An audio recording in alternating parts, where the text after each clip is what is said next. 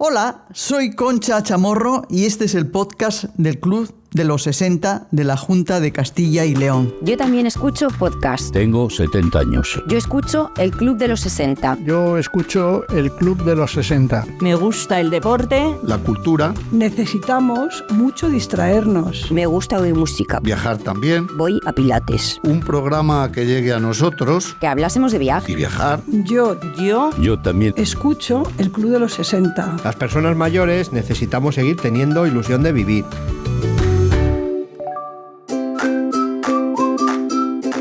En los próximos minutos vamos a abordar asuntos que tú nos propones. ¿Qué tema nos plantean, Jesús Orobón? Cuéntanos. Hola, Concha. Pilar, que actualmente vive en Salamanca, nos cuenta que le gustaría que dedicásemos un podcast a hablar de tradiciones y de cultura popular. Gracias, Jesús, por transmitirnos el interés de Pilar. La generación del baby boom ha vivido inmersa en una sociedad de evolución y cambio constante y vertiginoso. Ha vivido una infancia durante la cual las pantallas no estaban presentes, no se disponía generalmente ni de un televisor y ahora, durante su madurez, disponen de acceso a cualquier parte del mundo a través de un ordenador. La limpieza también era otro ejemplo claro del avance y progreso que se ha vivido durante los últimos años, pasándose, por ejemplo, de limpiar el suelo con un paño de rodillas a que sea un robot quien lo hace por nosotros, no teniendo que estar ni en casa para realizar la tarea. Las tradiciones son parte de nuestra historia, de la cultura que imperaba en épocas anteriores, sobre lo que se configura el presente que hoy vivimos y se asienta el futuro más próximo. El pasado nos permite comprender cómo hemos llegado a lo que hoy somos y entender de dónde nacen los deseos y expectativas que existen sobre lo que sucederá mañana.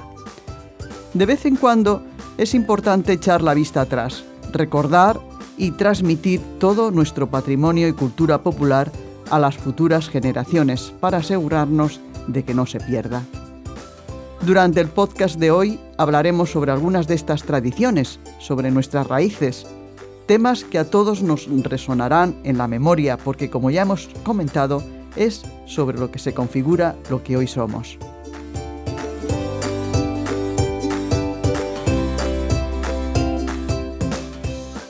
Para ello nos acompaña Joaquín Díaz, que ha dedicado su vida a la investigación y divulgación de la cultura tradicional.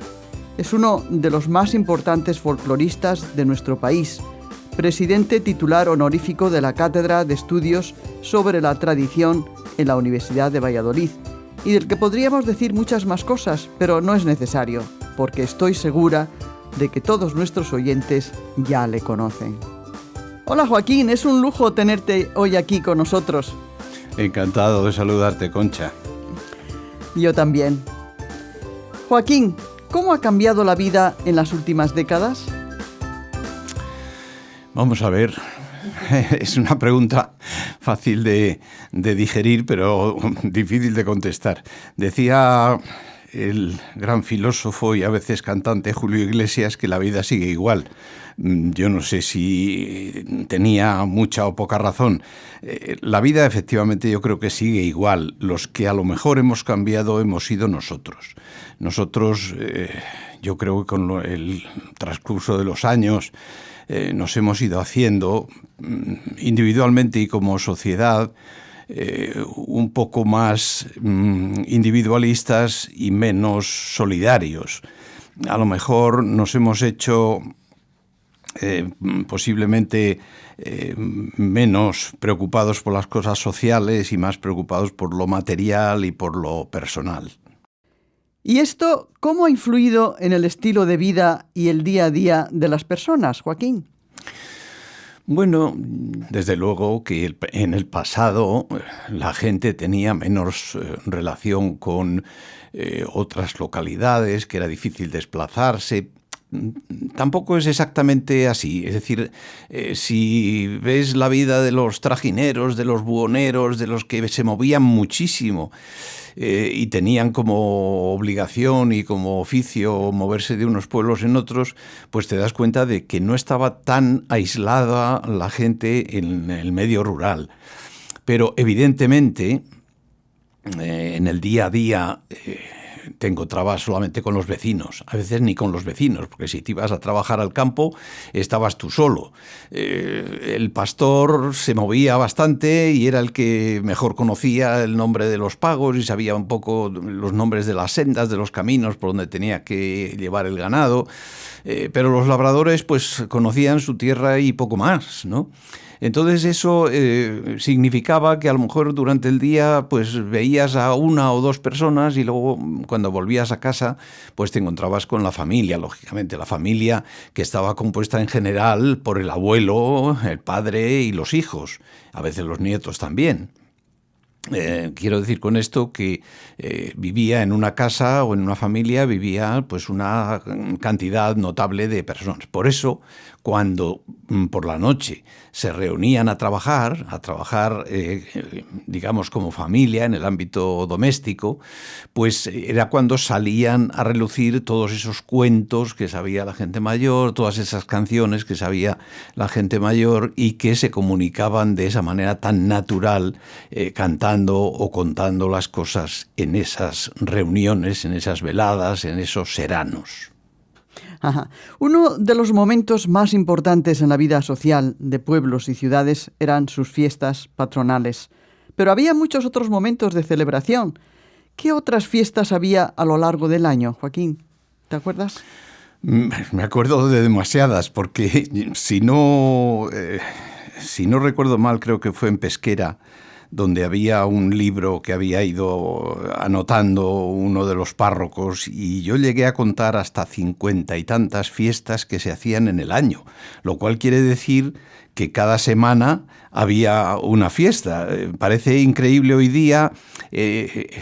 Hoy lo que estamos haciendo realmente es concentrar las fiestas en las que mejor nos vienen, bien porque sea en unas fechas adecuadas, como en verano, que está más gente en los pueblos, pero se siguen haciendo bastantes fiestas y muchas de ellas responden un poco a la tradición, a las costumbres, a la historia, al pasado, pero a lo mejor hoy día solamente recordamos de ellas pues que celebran a un santo o que coinciden con el Corpus Christi y su octava, que tampoco se celebra el Corpus Christi cuando se debe celebrar.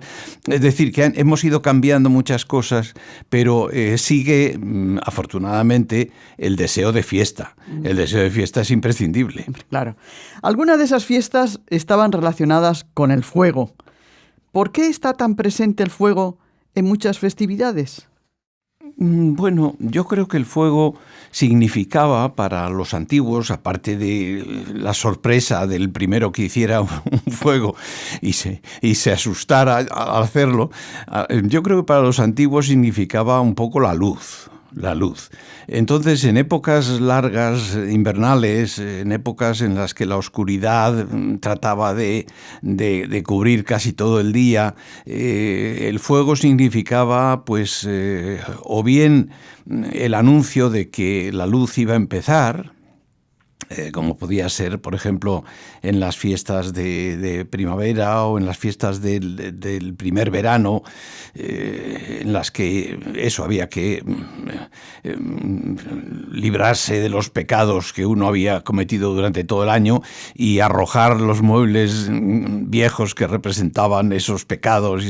Entonces, significa algo purificador y, por otro lado, como he comentado también, la luz que siempre es tan necesaria para el ser humano. Uh-huh. Pocas cosas tan relacionadas con la fiesta como la música.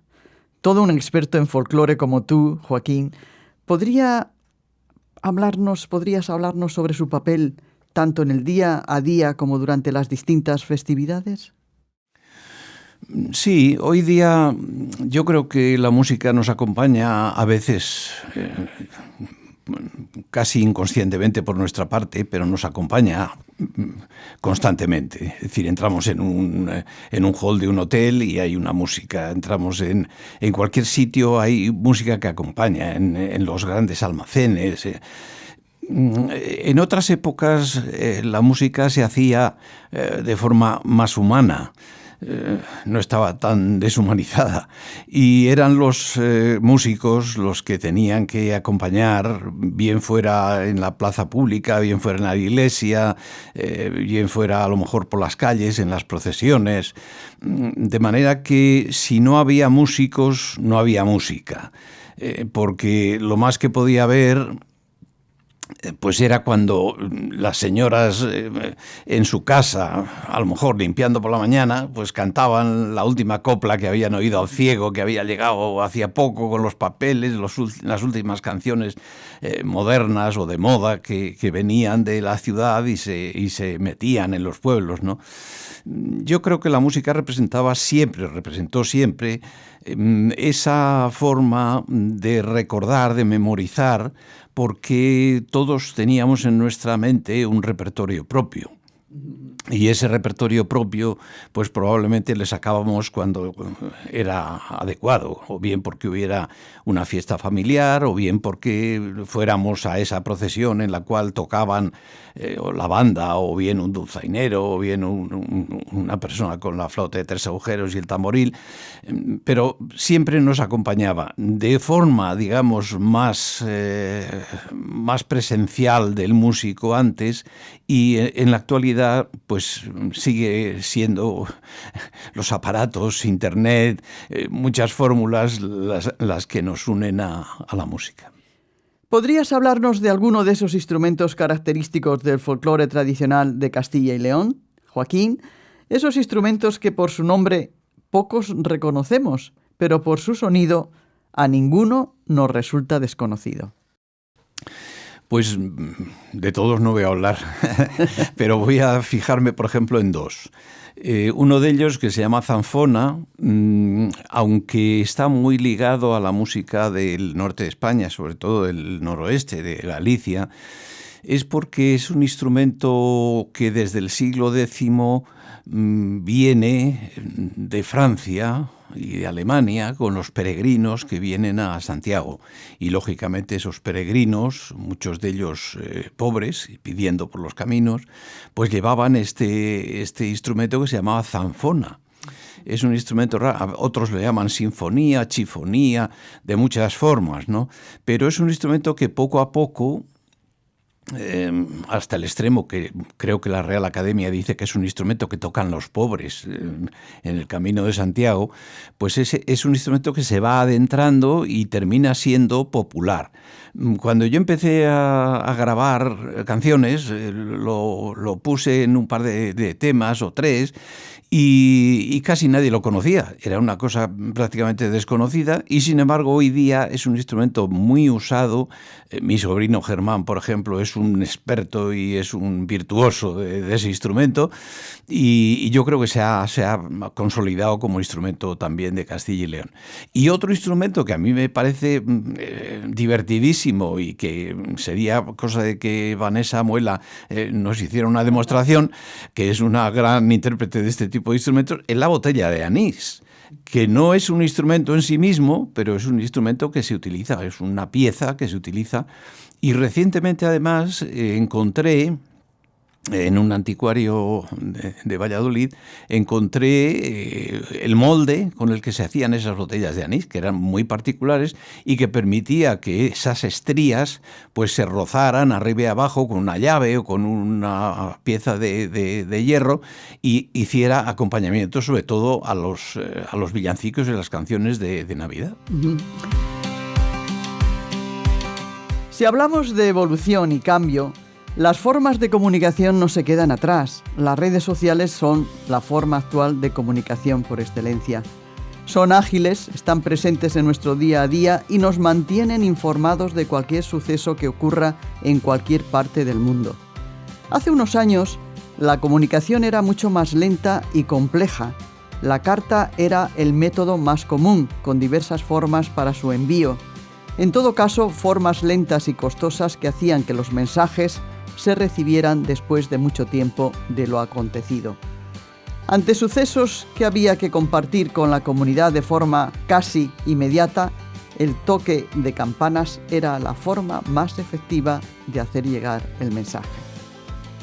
¿Podrías contarnos algo más sobre este toque de campana y lo que significaba? Sí, habría que empezar diciendo que la campana era un objeto, por un lado era un objeto sagrado, es decir, que la Iglesia llegaba incluso a santificarlo, a bendecirlo, a bautizarle con un nombre, Santa Bárbara, San Miguel, etcétera. Y por otro lado era un instrumento que transmitía cosas, transmitía noticias, transmitía acontecimientos, para lo cual había que conocer un poco el lenguaje y qué era lo que se quería transmitir. En general, durante muchos años, ese lenguaje se fue creando. Lo transmitían generalmente los sacristanes, que eran los que tenían el oficio de tocar las campanas, ¿no?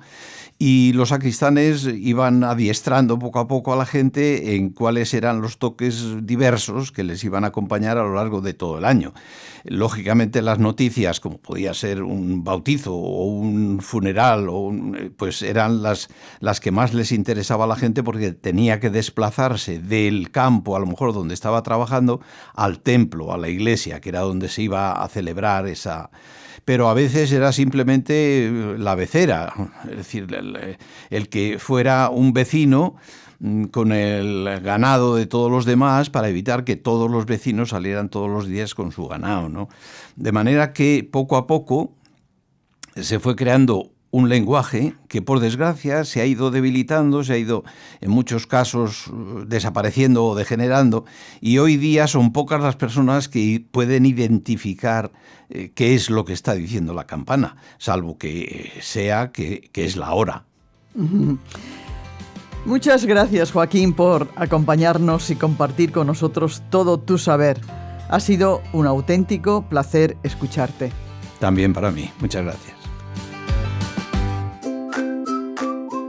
Y así llegamos al final de este podcast, en el que, además de recordar tiempos en los que éramos un poco o mucho más jóvenes, nos tiene que servir para no olvidar que conservar nuestras tradiciones y cultura popular es una obligación, ya que se trata de un importante valor que tenemos que transmitir a las siguientes generaciones.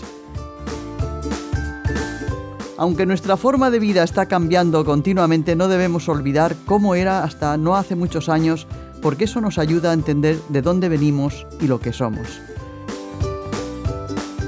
Conservar y valorar nuestras tradiciones es una manera de construir en colectivo y velar por el bien común. El patrimonio cultural es un bien de todos y motivo de orgullo colectivo.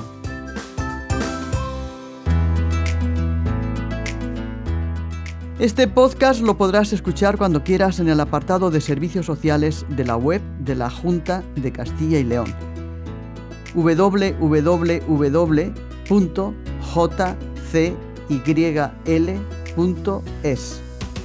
y en las principales plataformas de escucha de podcast. Si te ha parecido interesante, compártelo con tus amistades, te lo van a agradecer, y nosotros también. Gracias por haberte sumado a nuestro podcast, y si quieres proponer un tema para un próximo episodio, busca nuestro micrófono, el de este podcast, el podcast de nuestro club, el Club de los 60. ¡Hasta la próxima! Un fuerte abrazo, queridos y queridas.